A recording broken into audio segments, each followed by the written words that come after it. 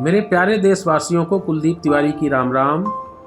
आज हम भारत के गौरवशाली गणतंत्र के 75 वर्ष पूर्ण करके 76वें वर्ष में प्रवेश कर रहे हैं। आप सभी को भारतीय गणतंत्र के इस 76वें महापर्व की हार्दिक बधाई और शुभकामनाएं। दोस्तों, किसी भी देश का भविष्य उस देश की युवा शक्ति पर निर्भर करता है। यदि हम युवाओं के विचारों, उनके इनोवेटिव आइडियाज और उनकी ऊर्जा का सही दिशा में सही प्रयोग कर सकें तो उस देश की प्रगति को कोई रोक नहीं सकता है। देश के विकास के लिए युवाओं को विकास के लक्ष्यों के साथ जोड़ना चाहिए। युवाओं के अंदर राष्ट्रवाद की भावना और राष्ट्र निर्माण की भावना का विकास होना चाहिए। देश के युवाओं को उद्यमशीलता के साथ जोड़ना चाहिए। परंतु भारतीय गणतंत्र के 75 वर्ष पूर्ण होने के बाद आज हमको यह आकलन करने की आवश्यकता है कि वास्तव में क्या हम अपने देश के युवाओं के लिए ऐसा माहौल, ऐसा प्लेटफॉर्म तैयार कर सके हैं जिसमें देश के युवाओं को अवसरों की समानता हो। हम अपने देश की युवाओं के लिए उनकी क्षमता का सही प्रयोग करके उनके खुद के विकास और देश की प्रगति के लिए प्रयोग कर सकें।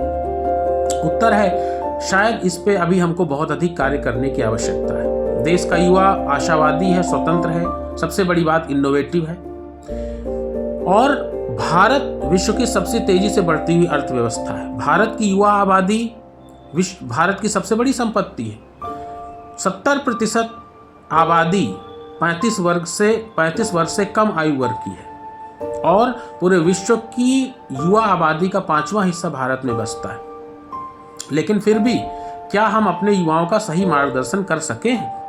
भारत के युवाओं का एक बड़ा वर्ग है जो देश की प्रगति में सहायक है, स्वयं का विकास कर रहा है, बहुत अच्छा कर रहा है और भारत के युवाओं की प्रतिभा का दूसरे देश हमसे बेहतर इस्तेमाल कर पा रहे हैं।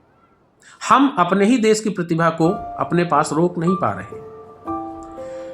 लेकिन वास्तविकता यह है कि भारतीय युवा का एक बड़ा प्रतिशत ऐसा है जो दिग्भ्रमित है, जिसको सही मार्गदर्शन की आवश्यकता है और इस जिम्मेदारी को निभाने के लिए समाज और सरकार दोनों को मिलकर के एक साथ कार्य करना होगा। दोस्तों, राष्ट्रवाद का केवल ये मतलब नहीं होता है कि 15 अगस्त और 26 जनवरी को केवल तिरंगा झंडा लहरा दिया जाए या सीने पे तिरंगा झंडा लगा लिया जाए या सोशल मीडिया की डीपी बदल के भारत माता की जय के नारे लगाए जाएं। राष्ट्रवाद का वास्तविक अर्थ बड़ा व्यापक है। राष्ट्रवाद वो भावना है जिसमें हर वर्ग, हर संप्रदाय के लोग अपने देश के इतिहास, उस भाषा, संस्कृति और परंपराओं के आधार पर एकत्रित होकर के अपने देश के विकास में सहायक होते हैं। दोस्तों, आज की समय में सबसे बड़ी समस्या जो युवाओं के सामने आ रही है वो है सोशल मीडिया, OTT प्लेटफॉर्म्स और सिनेमा जगत।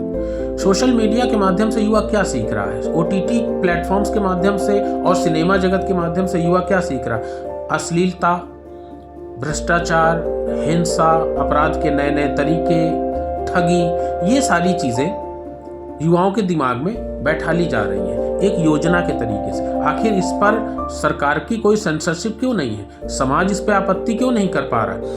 आखिर सिनेमा जगत की क्या जिम्मेदारी बनती है? फिल्में और टीवी सीरियल्स, सिनेमा जगत या आज के तारीख में जो वेब सीरीज है, वो ऐसा माना जाता है कि वो एक समाज का दर्पण होती है। हम जो चीज़ युवाओं में सिखाते हैं, जो चीज़ फिल्मों के माध्यम से परोसते हैं, युवा वर्ग उसी को आत्मसात करता है, वही सीखता है और वही हमारे देश का भविष्य होता है। तो आखिर इस पर भी सेंसरशिप लगनी चाहिए। देश के जिम्मेदार लोग, हमारी ब्रॉडकास्टिंग मिनिस्ट्री, वो इन पर क्या कर रही है? तो मेरा कहना यह है कि हम आज गणतंत्र दिवस के अपने भारतीय गणतंत्र के 75 वर्ष पूर्ण कर चुके हैं।